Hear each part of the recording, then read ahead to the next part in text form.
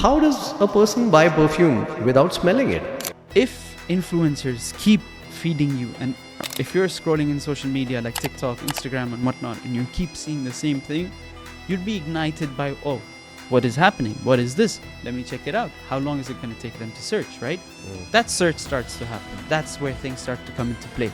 First time you look at it, you'll probably be like, okay, I don't know, I don't want to buy it, let me see. But you'll at least read about it, you'll probably open it. But the constant influencer boost that keeps coming in and that repetitiveness in your head, it ends up doing that marketing push for you. But then again, in House of Noya's case, for example, it's more on how can you sell the story? How can you sell that emotion that you're supposed to feel when you're wearing that fragrance? Why? Because when someone is willing to pay 600 dirhams, 700 dirhams, or even 1,000 dirhams for a perfume, they're going to want to read about it and they're probably slightly knowledgeable about it. They'll try to dive into it more, right? So you have to be informative and you have to be sort of teaching that way. That's when you'll be able to convince.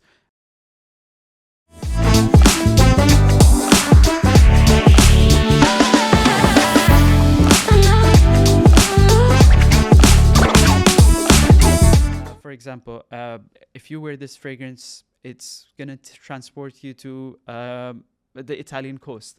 Makes you feel like you're having a lemonade on a sunny day on the coastal cliffs of Italy. You know, that's what it's supposed to make you feel. Okay, that's so what you have to communicate. Right? Exactly. There's the story that you're in Italy on a sunny day, beautiful sceneries around you, and that's when you use House of Noya. Correct. Yeah. And one more thing that comes into play is perfumers.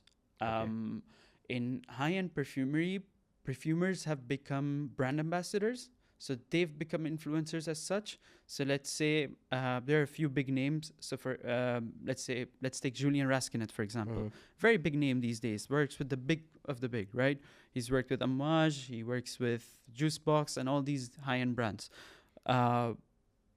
Him, people know and feel like, okay, his creations, because he has an identity, right? He has a touch to how he does his work.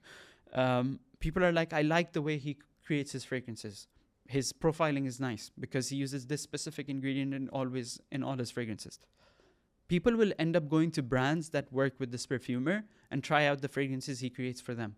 Because what's happening is that perfumer is using his values and identity. It's like a collaboration between him and the perfume brand's identity and story. And then you created something together. That's what's really happening. You talked global. Let's talk local here. You must have heard someone called Yusuf Bhai. Yes. Right? I've seen his videos and he looks really good and carries himself really well as 100%. Well. And he can create any perfume in a matter of minutes. So how does a brand like yourself, or say, for example, some other brand, protect their smells from someone like a Yusuf Bhai? Because is there a copyright thing here? So definitely there's no such thing as a copyright. But what thing would come into play here is, in the end, it's the captives that you use. When I say captives, it's the chemicals that are giving you the same. So vanilla, for example. Obviously, not every vanilla is 100% natural that we're using in fragrances, right? Why? Because that would damage the environment. So they found a sustainable solution of representing that same smell in the most ethical way of producing chemicals, right? So let's say that's vanillol. Similarly, there's a lot of other ingredients, right? If you specifically have some chemicals which are very unique or specific, that are things that can be patented. And those are things that you can work with these companies to use in your fragrances. So I can be creating, let's say, Hawasais. I can go get a specific sort of note of a mint, of a chemical, and add to it. And nobody would be able to put it in a GCMS machine and try to copy it. They would not be able to get the 100% right formula to copy it. That's how you would be able to differentiate yourself. So how does someone like a Yusuf Bhai does it with a 60 dirham price point? Say, for example, he makes a dupe of a Creed, right, which is like 1,200 dirhams in the market, right? And you get it for $60. Why shouldn't people go for this? Well, obviously, you have to understand there's a brand price point as well, but there's a reason why the Creed one is also more expensive, right? They're using natural ingredients, they're blending it for such a long time, they're macerating it, there's a maturation period as well. All this takes about a year. When you're getting that bottle just mixed in a perfume, it's not going to actually give you the same effect that the other fragrance would give you. But at the same time, it's the chemicals. So what he's using is not always 100% natural, but that is how perfumes are made. But in high-end perfumes, the reason why they also get so expensive is because they have a higher percentage of natural ingredients. That would be the difference, I would say. All right. I also have heard that companies use these guys who smell perfumes and they pay them really high. Is that true or is that a myth? So it is a job, yes, 100%. Okay. But of course, it involves other things. So it starts off, literally, their day starts off with a whole smelling session. Vanilla, if we use it in fragrances, 100% natural ones, then we would have a major environmental damage caused. Okay. Funny that you talked about vanilla having environmental damage, right? What do you mean by that? How does it damage the environment when we are using vanilla? Because we use it all the time, right? We use it in our cakes when we are baking cakes. Vanilla essence is what we use. So how does it damage the environment? So you have to understand the quantities that we would be using in personal consumption for food and all would be much lower than the quantities that would be required for production of perfumes. I mean, just as an aspect, in our factory, we have a capacity of producing 180 million perfumes a year. So if you consider that even a little bit of vanilla is in almost every fragrance, even if the ingredient doesn't mention it, there might be vanilla just to add a bit of oomph to it, right? If we're using 100% natural, there's not enough supply in the world to cater to that demand. Okay. And that would cause a lot of damage because obviously that would result in a lot of different ways to try to grow vanilla as well. So if you want natural vanilla in your perfume, that's going to cost you. It's going to cost you 100%, yes. All right. Okay, let's talk about House of Noya. How do you differentiate the brand compared to, say, for example, a Gucci or a Dior? A House of Noya is something that was born out of a hard time, which was during COVID, right? And it's also something from my past experience. COVID really taught me one thing, unity. And I felt like that was the important base for everything. And I feel like that's what shaped me to who I am today. And that's how my relation with my father and my brother today is on the fact and the basis of unity. Even this country literally has united in its name, and it's 7 different states uniting together to create one country. Absolutely. And that's what really spoke to me. And the idea was that, we all come from different places around the world. We all so colorful. We have our own experiences, but there are some things, and there's a fine thread that sort of connects us all together. And I feel like I found that during COVID. Why? Because I saw unity around the world. Everybody was standing for everybody. People are dying around the world. It's something we were not sure what it is, and we're fighting against something we can't see, but we were all united. And that was something beautiful to see. And that's something I really wanted to portray in my fragrance by bringing together things that unite us. So for example, a fragrance, the experience was, we've all had a fair share of attending concerts, parties, or clubs. And the idea was that, Midnight Melody was the name of the fragrance. And the idea was that, imagine, how we are all coming from different places and music really brings us all together. That's what I wanted to capture in a fragrance. And what did I do in the fragrance to capture that? You'd smell cigarettes in a club, right? I'd put tobacco in the base. You'd see martinis. So I added a bit of the coffee to kind of represent the coffee martini, espresso martini, sorry. And then I also added grapefruit on the top to kind of represent that whole pina colada sort of representations and stuff. And that's how I kind of built a fragrance. And that was what I wanted to celebrate. Even the packaging kind of represents the shine of a disco ball. And that's how I feel Noya is differentiated from all these major luxury brands, because it's really trying to connect to people and unite people rather than just basically selling. A perfume made in the club itself, right? Basically. So how do you, you didn't answer the question. How do you differentiate it with brands like Gucci? It would be the whole storytelling aspect of it, right? Okay. And the fact that we're trying to unite people with our products rather than just sell our brand name for people to show. So there's no show off there? No, it's something built for you. How much is the starting price point of a perfume? In House of Noya, it's 600 dirhams. 600 dirhams. And the reason why I also kept that is because I learned from TikTok that a lot of young generation want to buy high-end perfumes, but affordability is something that comes into play, and that's why the Dupe brands basically shoot up, right? So I wanted to find a way that I could be affordable niche. So I chose the exact price point of entry-level niche. It's just to be affordable to the young generation. All right, but the young generation, as you said yourself, are also looking for dupes, are also looking for perfumes that cost them, say, for example, $100, and it's easier to have 3-4 perfumes, in that amount that you'll buy one bottle of House of Noya. So how do you compare to that? That's where the storytelling aspect would come into play, where I would connect with them and sort of bring them in. When the younger generation, a study that I did in university for my final year dissertation was basically based around on how social media affects Gen Z and the young generation, right? It has come to a point that we no longer look for brands that are all over showing, the brand name and stuff, but it's more about, let's say, the sustainability aspect, the transparency aspect. Where did you get your cloth from? Did you pay the people right that are working in your factory? All these things come into play. And that's what House of Noya really would be. All right, the next part I'm really looking forward to, because I want to know what's your top 5 sensual perfumes for men and for women. First one has to be House of Noya's Saffron Dream, just because it has my mother's memory for me in it. Oh, so beautiful. it's the idea, that one. And it's very caramel soft, so it's very sensual for me in that sense. Number 2 would be Bulgari's Azaran. I've been crazy about it these days.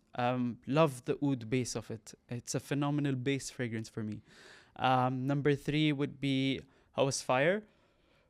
That might be a bit biased. I've worked on it myself. It was my first creation for the Rasasi family. I have to put that in, but I'll still give it a number 3. Number 4 would be the original Hawas. And number 5, I think it was Memo Irish leather or Russian leather. I cannot recall. But when I sort of, funny enough, but I'm going to maybe ramble off on a bit, but I used to hate, I came to a point in life where I hated perfumes. I wanted to go away from it. Oh, wow. I was trying to run away so much that I was the first one from my family to go study abroad. I ran away all the way to London, tried the US, but my father blocked that out. So I ended up in London and tried to get away from all of it. And life was finally peaceful again, because conversations no longer dependent on business or perfumes. So even dinner conversations were finally peaceful. But then in London, during my whole sort of self-exploration 4 years over there, I found this brand, Memo, and the husband and wife were having sort of like a founders event in Harvey Nichols. And the way they did their storytelling, husband and wife, from branding experience, they created a brand, and they're trying to tell their story of their travels around the world. And each fragrance has a base of leather in it. That, at that time in 2017, I think, or 16, spoke to me. That was it. That was like, okay, perfumes can have a lot of meaning behind it. It can have a lot of storytelling aspect of it, and it can really speak to you. And there's an emotional connection to it. It's not just a scent. That's where I fell in love with perfumery again. Okay, women's perfumes that you would Women's recommend. perfume, Amouage Guidance 46. Oh, wow. That is absolutely phenomenal. Can't stop smelling it. Love to even use it myself. There's a Delina from Parfum de Marly. There's a Valaya from Parfum de Marly. Very similar, but again, all 3 fragrances are very musky, floral, rosy. And I don't know, I usually find rose and musk very sensual. So that's my personal take on it. Yeah, I think in women, I would put those 2, and maybe Hawas Pink, but it's more of a younger generation one. And that's also biased because I worked on that one as well. Okay. So number 3 is Hawas. Number 4 would be Hawas Pink. Okay. So number 2 would be Valaya. Number 3, Delina. Number 1 would be the Amouage Guidance 46. And number 4 would be Hawas Pink. And what's the 5th one? I'll actually give it to Latafa for Yara Candy. It was a very impressive one. Wow. Something which I really respected them for. Why? Because they went creation mode rather than dupe mode. Okay. Awesome. Okay, you said that when you were mentioning women's perfumes, you said you use one of them, right? Mhm. So where's that unisex perfume kind of a thing come in? Okay. What perfumes are unisex for you?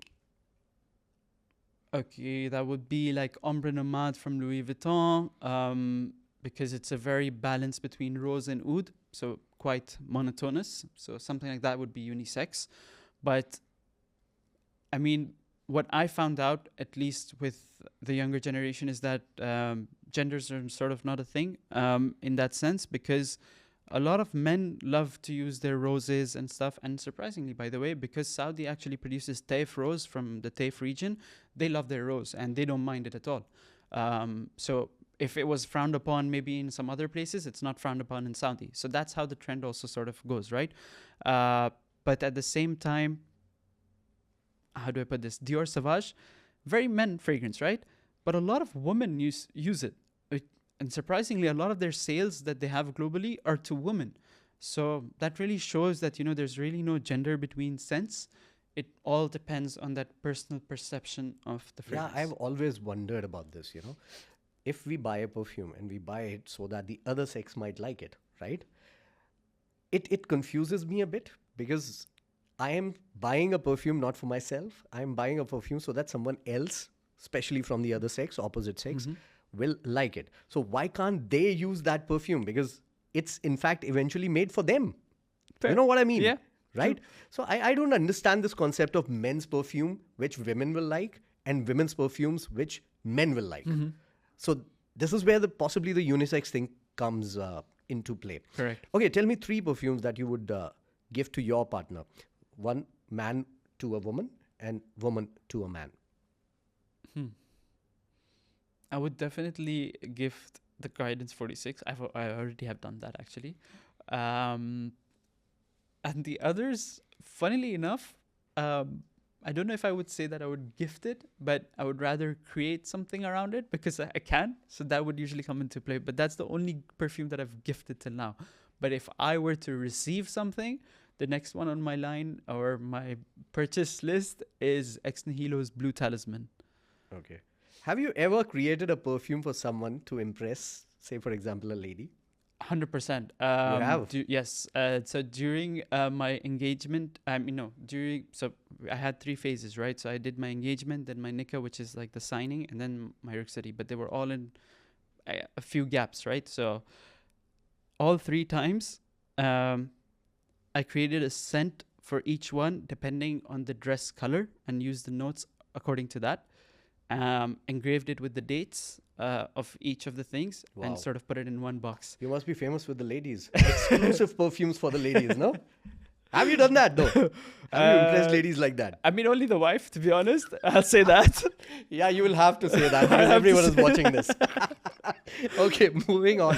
You've grown up in a privileged family, so to say. So, a lot of people would look at you and say, okay, he's an entrepreneur. He could get his own brand because he's coming from a place of privilege. What do you say to that? The grass is greener on the other side, but it's not always the case. One major thing is that failure is not an option, kind of a thing, because look, in the end of the day, this is our bread and butter. If we're not able to do it once again, then how can we deal with that pressure of failing, right? So that was the kind of pressure that we have. Additionally, in terms of privilege, I only joined Rasasi in January as a family business in my role in marketing over there. I was not allowed to join. Why? Because I did not prove myself. My brother, he started working as a salesman. He was working in the Dera stores and then the Dera City Center store and then Mirdif City Center store. And then gradually he went up the rankings. Now he looks after all of the retail in the Gulf except Saudi, and he looks after distribution as well for export for Oriental products. He's, alhamdulillah, gradually he's taken the company on a growth level that my father did not do in his time as well. Obviously with the support of my father behind him and, taking him there. But that's something that's really built into us as a family that, we have to earn our position. Similarly, the old one, my cousin, for example, he as well went through this whole phase. He was learning, he was working, he was traveling with the employees.